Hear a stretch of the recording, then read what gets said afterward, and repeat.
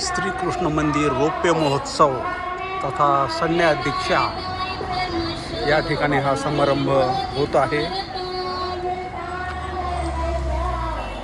अतिशय भव्य आणि सुंदर मंदिर आहे।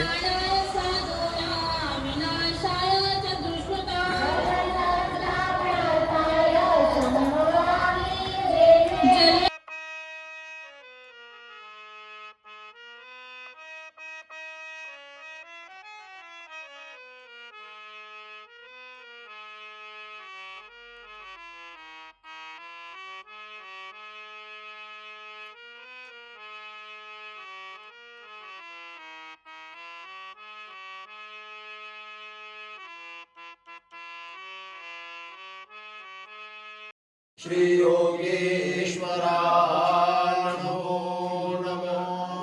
श्री गोपाल कृष्ण महाराज की जय। वरम भागवती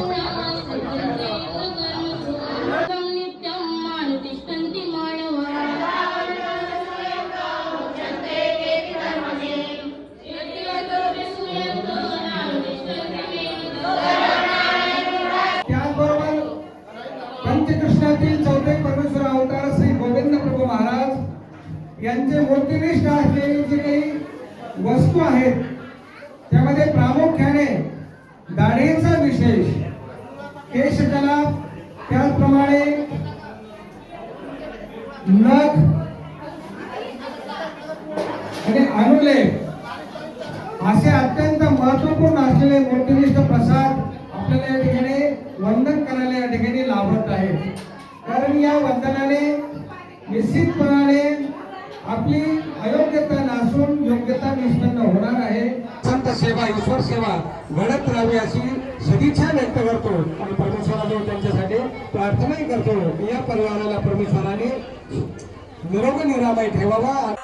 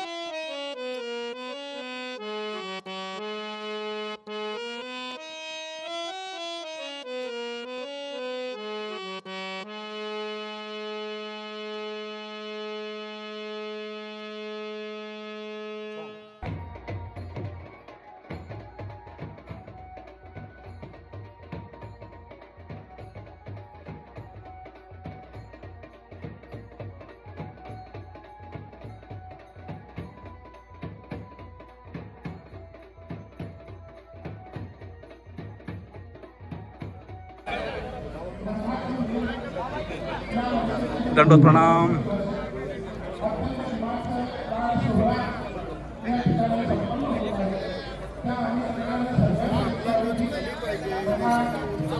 समाज जर झाले तर पुन्हा नोंद होणार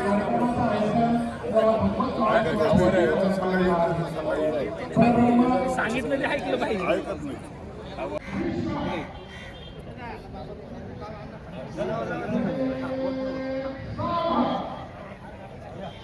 अण्णा अमरावती बाबांना बोलव ना, अमरावतीच्या बाबांना बोलव.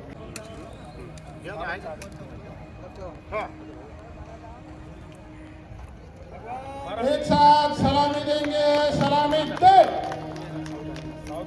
जनगण मनाधिनायक जय हे भारत भाग्य विधाता. पंजाब सिंध गुजरात मराठा द्राविड उत्कल बंगा. विंध्य हिमाचल यमुना गंगा उच्चल जलधि तरंग. तव शुभ नामे जागे, तव शुभ आशीष मागे. गाहे तव जयनाथा, जनगण मंगलदायक जय हे भारत भाग्य विधाता. जय हे, जय हे, जय हे, जय जय जय जय हे. भारत माता की भारत भूर लीला हरती विश्व भावर लीला. सनातन काळापासून करा,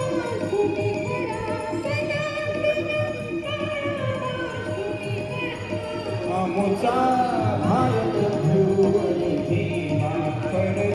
परमपूज्य परमानंद श्रद्धेय अविश्वर कुलाचार्य आचार्य अखिल भारतीय महानुभाव परिषदेचे सोहळा आदरणीय अरविंद भाऊ कुराडे आपल्याला विनंती आहे आपण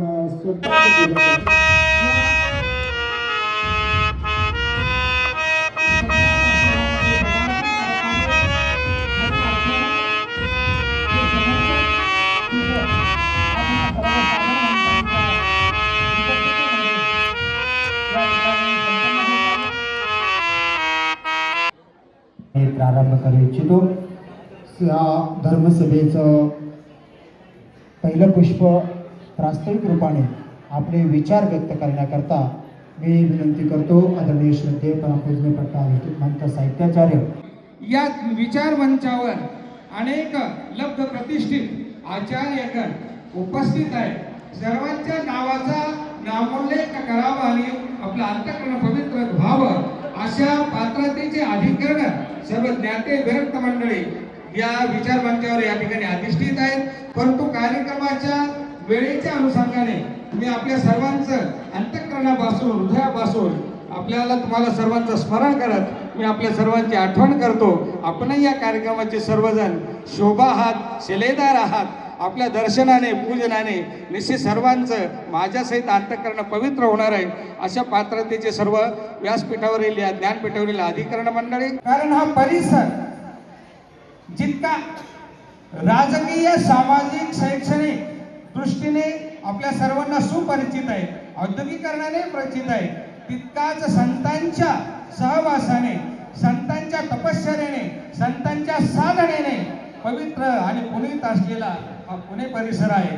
आपल्या या उत्तर दिशेला जो भंडारा डोंगर आहे, या डोंगरावर राष्ट्रसंत श्री तुकाराम महाराज यांनी जी साधना केली आणि त्या डोंगराचं औचित्य आपल्या सर्वांना कल्पना आहे की साधना करत असताना खऱ्या अर्थाने त्याग, तपस्विता काय असते आणि समाजासाठी, आपल्या देशबंधूसाठी त्याग काय भावना असते ते आपण रात्री कीर्तनातही ऐकलेले. असे हे राष्ट्रसंत तुकाराम महाराज. त्याचप्रमाणे याच भंडारा डोंगरामध्ये आमच्या परंपरेमध्ये, नागराज परंपरेमध्ये जे आचार्य होऊन गेले नागराज भास यांनी जी साधना केली कपाटामध्ये बसून, त्यानंतरही नागराज भास कपाटे हे नामाविधान खऱ्या अर्थाने या कुळाला लाभलेलं आहे. असे श्री नागराज बाबा या कुळाचे, त्या कुळातला हा कार्यक्रम आहे. त्यांचंही आज स्मरण करणं त्या परंपरेचं आपलं अगत्याचं आहे. त्याचप्रमाणे ज्या वयाच्या 14व्या वर्षी स्वराज्य स्थापनेची प्रतिज्ञा रायरेश्वर किल्ल्यावर छत्रपती शिवाजी महाराजांनी घेतली, मोजके मावळे सोबत घेऊन हिंदवी स्वराज्याची स्थापना, स्वराज्य संघाची स्थापना ज्या शिवाजी महाराजांनी घेतली, तो हा प्रदेश परमेश्वराने शास्त्र निरूपण करत असताना हा सुद्धा संदेश आपल्याला दिलेला आहे की अवधर्मापासून काढून परधर्मी जर कोणाला तुम्ही लावत असाल तर तो प्रेमाचा उपाय होत असतो. त्या अधिष्ठानातून हे मंदिर स्थापन केल्यानंतर त्यांच्या अधिष्ठानामध्ये असलेले जे संन्यास धारण केलेले जे साधक आहेत आणि या परिसरातील, पुणे जिल्ह्यातील या परिसरातील जे वासनिक मंडळी आहेत, यांना धर्माला, बोधाला, वेदाला ते जे निमित्त झाले, एक प्रकारे परमेश्वराने लिहिलेलं कार्य त्यांच्या माध्यमातून या ठिकाणी पूर्णत्वास जात आहे. संसारी ओखते केले रक्षिवा शरणागता सर्वेशा करुणावंता पतितोद्धारक प्रभो परधर्मी स्थिर होण्या रक्षिवा शरणागता हे देह जिजावे धर्मी चंचल चित्त आवरी चिंतने चिंतन भावे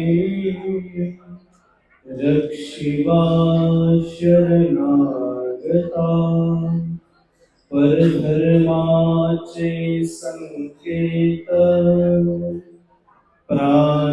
प्राणभूमि जपे नहीं गुरु आज्ञा प्रतिपादीन रक्षिवा शरणागता रक्षिवा शरणागता सर्वज्ञ श्री चक्रधर स्वामी सारखं बाबाजी महाराज आश्रम घेऊन बाबांना विनंती आहे आपण या ठिकाणी आपलं मनोगत व्यक्त करावं. जीवनामध्ये महत्वाचा आहे, अनुसरण्याचा देव आहे. आणि म्हणून या ठिकाणी अनेक उपदेशी मंडळी असं म्हणत असतात की आम्ही तर बालपणापासून अनेक पिढ्यापासून देवधर्म करतो, आम्हाला अनुसरण घेण्याची काय आवश्यकता आहे. पण बाबांनो, गीतेत भगवंताने म्हटलेलं आहे, अनन्यश्चिंतयन्तो माम, जो माझं चिंतन करतो त्याचा योगक्षेम मी वाहतो. आणि अशा प्रकारचं योगक्षेम परमेश्वर वाहतो. केव्हा वाहतो तर समर्पण झाल्यानंतर. ज्याप्रमाणे मुलीचा साखरपुडा झाला म्हणजे ती जबाबदारी घेत नाही, ते लग्न झाल्यानंतर घेतात. तशा अवस्थेत परमेश्वराला सर्व भावे समर्पण व्हावं, अशा प्रकारचा हा सोहळा या ठिकाणी आहे. उच्च शिक्षण घेत असताना, बाहेरील जगात फिरत असताना आकर्षित करणाऱ्या बऱ्याच गोष्टी आहेत, परंतु आश्रमातील संस्कार माझ्यावर एवढे बिंबवले होते की मी त्याकडे अजिबात आकर्षित झाले नाही आणि अनुसरण घेण्यास माझे मन तळमळत होते. परमेश्वराने माझी तळमळ ऐकली आणि आज मी अनुसरण घेत आहे. परमेश्वराने मला सर्व साधू संतांची सेवा घडावी, माझ्याकडून अधिकरणांची सेवा घडावी, माझ्याकडून धर्माचा प्रसार व्हावा, प्रचार व्हावा, तसेच माझ्या ठाई येणाऱ्या सर्व साधनवंतांची माझ्याकडून सेवा घडावी, अशी मी परमेश्वराजवळ प्रार्थना करते आणि थांबते. ते कोणत्या मानसी मुकुंदा बाबाजी कपाटे कासाचा निमित्त करून ते अनुसरण घेत आहे. संन्यास साधण्यासाठी रक्षिवा शरणागता तव आज्ञा मोडुनी झाले नरो सन सर्वदा पदरी तो आता रक्षिवा शरणागता सोडुनी भव संसार तुझ पायी विसावलो स्फूर्ती फलते रक्षिवा शरणागता. परमपूजनीय परमादरणीय श्रद्धेय उपाध्य कुलभूषण आचार्य प्रवक्ते साकारते बाबाजी महानुभाव मानव आश्रम साकार. 26 जानेवारी नाही का, 26 जानेवारी गणतंत्र दिवस आहे आजचा. 15 ऑगस्ट 1947ला भारत स्वतंत्र झाला आणि 26 जानेवारीला प्रजासत्ताक राष्ट्र म्हणून ते घोषित झालं. गणतंत्र ज्याला दिवस म्हणून म्हणजे स्वतंत्र झाला, परंतु स्वातंत्र्याचा पाया खाली त्या ठिकाणी खऱ्या अर्थानं रचला गेला. एक स्वतंत्र राष्ट्र म्हणून घोषित झालं, ब्रिटिशांच्या झोपडातून मुक्त झालं. तो बंधूंनो आजचा दिवस आहे. आपण सर्व भारतवासी त्यावेळेला मुक्त झालेलो आहे, ब्रिटिशांच्या झोपडातून बंधून मुक्त झालेलं आहे. पण आज एक या दिवसाचं महत्त्व एवढं सांगतो, मी माझं भाषण बंद करणार आहे. काय आजच्या दिवसाचं एवढंच महत्त्व सांगतो की आज एक जीव या ठिकाणी संसारातून मुक्त होण्यासाठी, आज एक जीव संसारातून मुक्त होण्यासाठी संसार व्यते फिटला जो न्याऱ्याशी विरटला, व्याधातून सुटला विहंगू जायचा, व्याधातून सुटला विहंगू जायचा. आज या संसाराच्या चक्रातून सुटण्यासाठी, त्या पेऱ्यातून बाहेर पडण्यासाठी आज एक जीव या ठिकाणी सर्व संघर्षाचा परित्याग करून आणि आपल्या स्वतंत्र जीवनाला, स्वतंत्रतेला त्या ठिकाणी त्यानं परतंत्र्याला तिलांजली दिलेली आहे आणि स्वतंत्र जीवन जगण्यासाठी सर्वस्वाचा त्याग करून स्वतंत्र झालेला एक जीव आहे. तो आज बंधूंनो परमेश्वराला अनुसरून आहे, अनुसरत आहे. म्हणून 26 जानेवारी आणि आजचा आमचा 26 जानेवारीचा अनुसरण दिन दोन्ही बंधू सारखेच, दोन्हीही हे जीव आजचा दिवस आहे इतका महत्वाचा. आणि दोन्ही दिवस स्वातंत्र्य हा मोक्ष, पारतंत्र्य हा बंध. आमच्या स्वामींचं सूत्र याच्या मागितलं पहिलं सूत्र आहे. त्या खऱ्या अर्थानं सूत्राला अनुसरून बंधूंनो आजचा दिवस आहे, लक्षात ठेवायचं. एक लक्षात ठेवा, एक संत असं म्हणतात, अन्न लागे उदरासी शरीर विकावे लागे तयासी, जेणे घातले जन्माशी त्याशी काय द्यावे. काय द्यायचं हा प्रश्नचिन्ह आहे. सिद्धांत बोधामध्ये ही ओवी येते, अन्न लागे उदराशी शरीर विकावे लागे तयासी, मग जेणे घातले जन्माशी त्याशी काय द्यावे. याचं उत्तर जगातलं कुठलंही ग्रंथ किंवा कुठलंही वाङ्मय आहे याचं उत्तर देऊ शकलेलं नाही. याचं उत्तर फक्त महानुभावांच्या सूत्रपाठामध्ये मिळतं. भगवान श्री चिक्कस्वामींच्या मुखीचं ते वाक्य आहे, मा हे एक जन्म एक दिजो का. काही नको, काय सकळ सांडून शोधा मजला, ऐसा देवची बोलला, हे दयाल को मतले जावे काला. या सर्व सूत्राला अनुसरून आज या ठिकाणी एक आमची धर्मकुमारी आज आपल्या सर्व संघाचा परित्याग करून परमेश्वराला अनुसरते. बंधूंनो, तुमच्या माझ्या जीवनाचा किंवा या महानुभाव संपन्नाचा भाग्याचा आजचा दिवस आहे.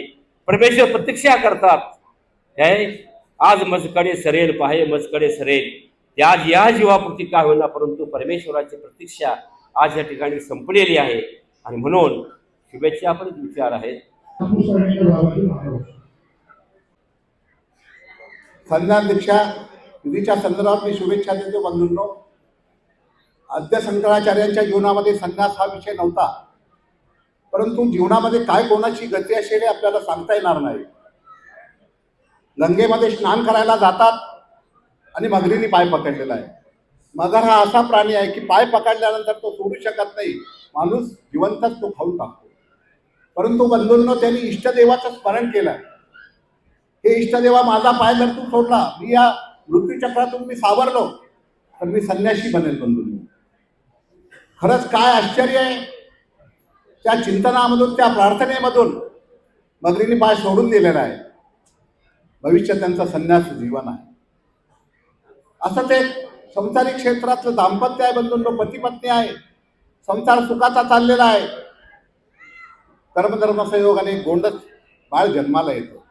तेव्हा बाळ जन्माला आलेला आहे, पती पत्नीमध्ये संवाद चाललाय की या बाळाला बनवायचंय काय, इंजिनियर बनवायचं काय, डॉक्टर बनवायचं काय, अजून काही न्यायाधीश बनवायचं आहे, हा विचार दोघांचा चालू आहे.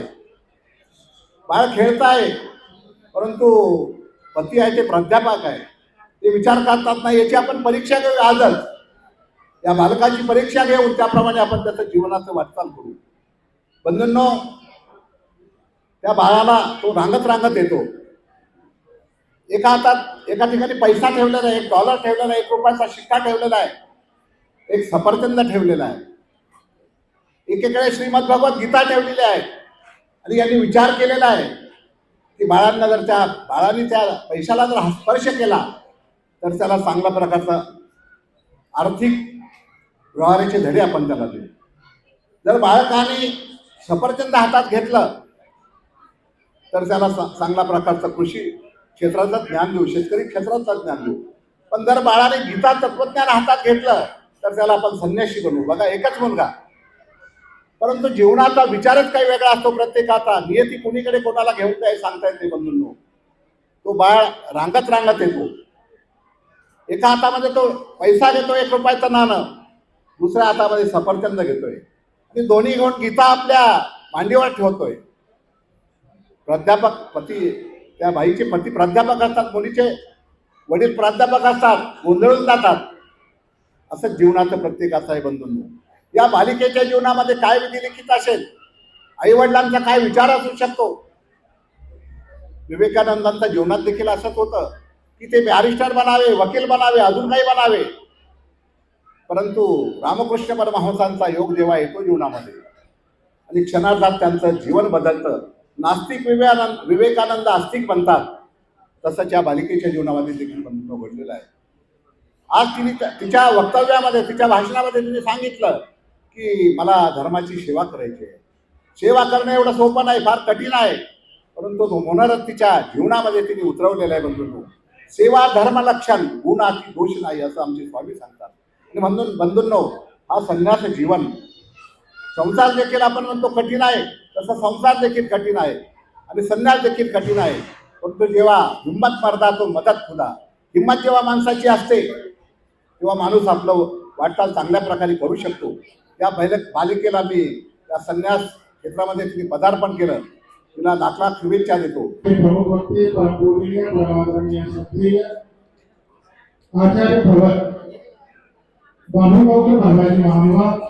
संन्यास सगळीकडेच आहे. संन्यास कपड्याशी संबंधित नाही. संन्यास म्हणजे संकल्पाचा त्याग. रागद्वेष कामक्रोध हे जातातच निघून, हे थांबतच नाही तुमच्याकडे. विषयाची वासना गेली, मोहमाया ममता मेली, ब्रह्मानंदी टाळीला गली, तिथं उरला एक आनंद, तुझ्या स्वरूपी सदा आनंद. विषयाला थांबाय तुमच्या मोहाचा, तुमच्या स्वार्थाचा थांबाय विषयाला. आणि म्हणून त्या ठिकाणी आश्रयच नसला तर दासही थांबत नाही. घाण नसली तर आश्रयच नसला तर विषय सुद्धा तो निघून जातो. मोहमाया ममता मेली, हे आपोआप गोष्ट घडत असते. तुमच्या जीवनात आनंद असतील तर नरेंद्राचं चरित्र नक्कीच आपण वाचलं पाहिजे. बघा तुम्ही, त्या रामदेव राजाच्या दरबारात रुक्मिणी सैरासारखा ग्रंथ ज्या वेळेस आमचा नरेंद्र वाचतो काय राजाला पहिले सांगतो, हे राजे श्रीकृष्ण कथा ऐकशील तर हाडागतल्या पापाचं पुरस्चरण होईल. आणि राजाने सांगितलं वाच. एक एक ओवी वाचायला लागला. राजाचं अंतकरण पाझरलं. राजा सिंहासनावरून उठला, उभा राहिला, हात जोडले आणि मग नरेंद्राला म्हणतो, अरे नरेंद्रा, अरे एका ओवीला एक एक स्वर्ण मुद्रा देतो, ही देणं हा ग्रंथ माझ्या नावाने कर. पण त्यावेळेस नरेंद्र म्हटला, नाही राजे, आज मला थैलाभर सोन्याच्या मोहरा मिळतील. या घेऊन काय करू? जर या घेईल मी तर माझ्या कवी कुळाला कलंक लागेल. म्हणून मी या मोहरा स्वीकारणार नाही राजे, स्वीकारणार नाही. त्या नरेंद्राची ताकद फक्त आपल्या पायात आली पाहिजे. त्यांनी जसं सत्ता आणि प्रलोभनाला लात मारली, ती लात आपल्याला आणि या संप्रदायाच्या साधकांना खऱ्या अर्थानं मारता आली पाहिजे. हेही खऱ्या अर्थानं त्या साधकांकडून आम्ही शिकलं पाहिजे. हात आम्हाला आचार्य श्री नागदेवांसारखे जोडता आले पाहिजे. आचार्यांनी जे हात जोडले, बघा तुम्ही, अंतकाळ जवळ आलेला आहे. 500 गुरुकुळ सगळं समोर आलेलं आहे. विरविरत्या नजरेनं आचार्य गुरुकुळाकडे बघतात. संपूर्ण गुरुकुळ आता आचार्याकडे बघायला लागलेला आहे. क्षणात काय होईल सांगता येणार नाही. सगळ्यांच्या डोळ्यात पाणी आहे.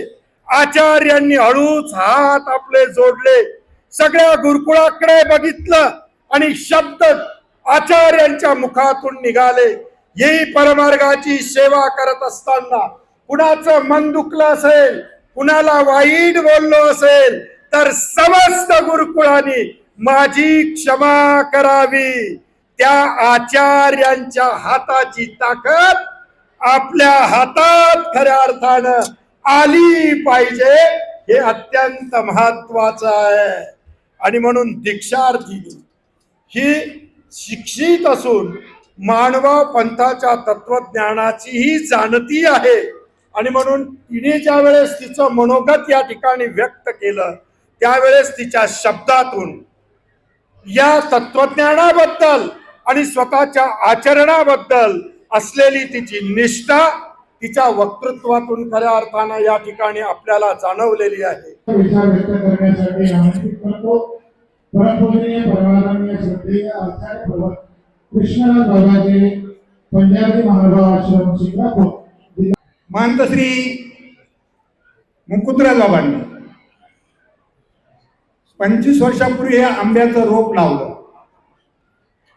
ते कलमी असेल तर त्याला 3-4 वर्षांमध्ये फळं येतात. परंतु गावरान असेल ना, त्याला 10-12 वर्षांनंतर फळे येतात आणि ते झाड टिकाऊ असतं. संकरित असतं, त्याचं आयुष्य जास्त कमी असतं, फळं जास्त देतं पण लवकर फुटतं. असं हा आम्रवृक्ष लावलेला आहे त्यांनी. परमादरणीय श्रद्धेय कवीश्वर कुलाचार्य आचार्य प्रभू विद्वांस बाबाजी महानुभाव शिक्षेत्र पंथ महाराज की जय. स्वामी सांगतात, चक्रधर स्वामी सुद्धा प्रवचनामध्ये एक कथा सांगतात. ती कथा आपणा सर्वांना माहीत आहे की स्वामी सांगतात एका राज्यात दुष्काळ पडलेला असतो आणि त्या दुष्काळामध्ये त्या राज्याचे बाग वाळून चाललेले असते, फुलं महालात येणं बंद झालेलं असतं आणि अशा वेळी त्या बागेमध्ये एक अन्य संन्यासी येऊन आपला निवास करतो आणि त्यावेळी त्या संन्यासाच्या प्रभावाने ती बाग पाऊस नसतानाही प्रफुल्लित होत असते, फुलं येत असतात आणि त्यावेळी ते फुलं परत महालात येऊ लागले आणि राजाने त्या फुलांनाऱ्या व्यक्तीला विचारलं किंवा पाऊस तर पडला नाही, दुष्काळ पडलेला आहे, फुलं बंद झालेली आहेत, ही फुलं कशी काय येतात? तर त्या फुलं आणणाऱ्या माणसाने सांगितलं की राणीने आपल्या बागेमध्ये एक संत आलेला आहे महान आणि तो आल्यापासून आपल्याकडे फुलं येऊ लागलेली आहेत बागेला आणि ती फुलं मी आणतो. त्यावेळी परिस्थिती अशी झाली की ती राणी त्या संतांच्या दर्शनाला ती बागेत जाऊ लागली रोजच्या रोज. राजाचा जो कुलगुरू होते त्यांना ही गोष्ट पटली नाही आणि त्यांनी राजाला सांगितलं तुझ्या राजाने तिथं जावं, हे तुझ्या राज्याला शोभत नाही, राजपणाला शोभत नाही. राजाने राणीला आज्ञा केली की आपण त्या ठिकाणी जायचं नाही. राणी काय ऐकेना, जावं लागली. आणि एक दिवस राजाने फरमान काढलं की राणी जिथं दिसेल तिथं तिथं शिरच्छेद करा. रस्त्याने तलवारी वाहक धरणारे तलवारी लोक उभे केले आणि अशी घटना घडते की राणीला निरोप देते त्या संन्याशाला की आज माझ्यावर असं संकट आलेलं आहे तर मी येऊ का नको. ते संत सांगतात की यायचं असेल तर येऊ शकतील, नाही यायचं तर नाही येऊ शकणार नाही. राणी निघते, संन्याशाच्या दर्शनाला जाते. प्रत्येक तलवारी धारक म्हणतो पुढचा मारेल, आपण राणीला मारणं म्हणजे उद्या आपलाही शिक्षित होऊ शकतो. आणि म्हणून ते कुणीही तिच्यावर तलवार चालू शकत नाही. ती जाते आणि घरी येते. स्वामी सांगतात एका संतात जेवढं सामर्थ्य आहे तर माझ्यात तेवढं सामर्थ्य असेल. स्वामींनी स्वतः सांगितलेली ही घटना आहे. आणि आपण जर विचार केला स्वामीच्या जीवनात तर देवगावची बाई पाण्यावर चालत येते स्वामीच्या दर्शनाला, मेलेला माळी जिवंत होतो. अशा प्रकारचं स्वामीचं सामर्थ्य आणि तत्वज्ञान हे महानुभाव पंथाचं खरं तर फार मोठं भाग्य आहे आपल्या लोकांचं की आपल्यासाठी स्वामीने अवतार घेतलेला आहे. श्रीचक्रधर महाराज तिचं अनुसरण स्वीकारात येऊ, तिचं अनुसरण सिद्धीच जाऊ. आदरणीय परमपूज्य महंत श्री मुकुंदराज बाबांनी अत्यंत परिश्रमानं या परिसरामध्ये जे कार्य केलेलं आहे त्या कार्याबद्दल मंदिराच्या रौप्य महोत्सवाच्या निमित्तानं त्यांना आणि त्यांच्या सर्व परिवाराला, त्यांच्या सर्व सहकाऱ्यांना मनपूर्वक हार्दिक शुभकामना व्यक्त करतो. बाबांच्या कार्याचा गौरव या ठिकाणी होत आहे. आता सर्व पुणे जिल्ह्याच्या वतीने पुणे जिल्ह्यातील महादेव आचार्यगण संत माने तपस्वी पुणे जिल्ह्यातील सर्व मंदिरांच्या वतीने बाबांचा हा सत्कार सोहळा आणि शिक्षकांच्या बाबांनी सांगितल्याप्रमाणे बाबांच्या प्रत्येक कार्यामध्ये अतिशय आपला दुसऱ्या श्लोकामध्ये भगवान सांगतात की हा मार्ग आहे अनन्य मनाने माझी शरणागती माम एकम शरण व्रज आमचा सर्व पापेभ्यो मोक्ष इष्यामि मा सुत. एवढं जबरदस्त दगडावर लिहिणारी लकीर जी आहे ती अशा प्रकारची लकीर आमच्या समोर कोरून ठेवलेली असताना आम्ही जर इतरत्र भटकतो तर त्या भटकण्याला काही अर्थ नाही. ते भटकणं खड्ड्याकडे नेणार आहे, निर्याकडे नेणार आहे, नरकाकडे नेणार आहे, चतुर्विध जे काही हे राष्ट्रीय खाणी आहेत त्यांच्याकडे नेणार आहे. आणि म्हणून ते जर बंद करायचं असेल तर केवळ ईश्वर शरणागती आणि म्हणून त्याच्यासाठी अशा प्रकारच्या कार्यक्रमाचं आयोजन आमच्या ह्या मुकुंदराज बाबांनी या ठिकाणी केलेलं आहे. त्याबद्दल त्यांना खूप धन्यवाद, त्यांच्या परिवाराला धन्यवाद. निष्ठेने पारदर्शकतेने सेवाभावाचं त्यांनी कार्य केलेलं आहे. या कार्यक्रमाच्या निमित्ताने कालच आपण सुश्राव्य असं कीर्तन ऐकलेलं आहे.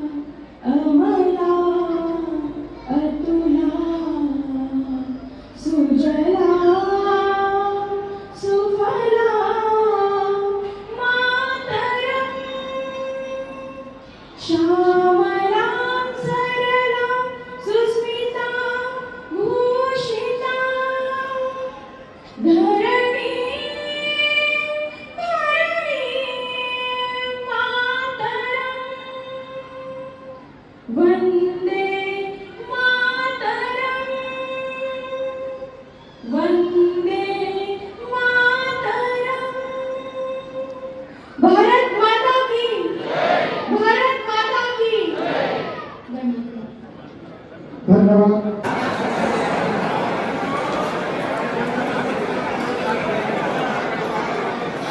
मंदिरापासून मी निघालेलो आहे आणि अतिशय उंच जो डोंगर दिसत आहे पहा, या डोंगरावर जाऊन आपण तो सर्व परिसर पाहणार आहे. मुळशी तालुक्यातील कासारसाई जे गाव आहे तिथील श्रीकृष्ण मंदिर, त्याच्यानंतर जवळ एक अति उंच डोंगर असणारा त्या डोंगरावरती आपण एकांतासाठी भ्रमंती करत आहोत. एकदम एकांत आहे आणि या परिसरामध्ये सध्या माझी ही भ्रमंती चालू आहे. आणि मी ज्या ठिकाणी आलो आहे ते आहे श्रीकृष्ण मंदिर तिथे. आणि त्याचबरोबर जो परिसर आहे निसर्गरम्य वातावरणाचा ते एक मोठं धरण आहे. अगदी शेवटच्या टप्प्यावरती आपण आलेलो आहोत आणि शेवटच्या टप्प्यावरूनही हे परिसर कसा दिसतोय तो आपण पाहूया. बापरे बापरे, या साईडला तर उतार आहे, जंगल आहे पूर्ण.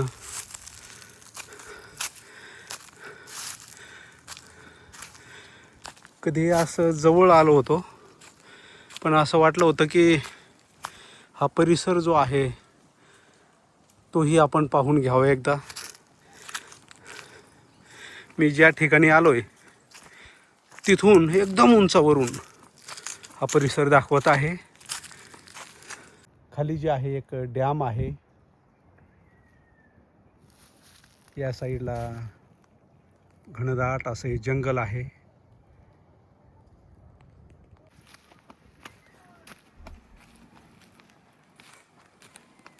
आता इथून हे अगदी चांगलं डॅम दिसतं. इथं मध्ये एक पायवाट देखील आहे.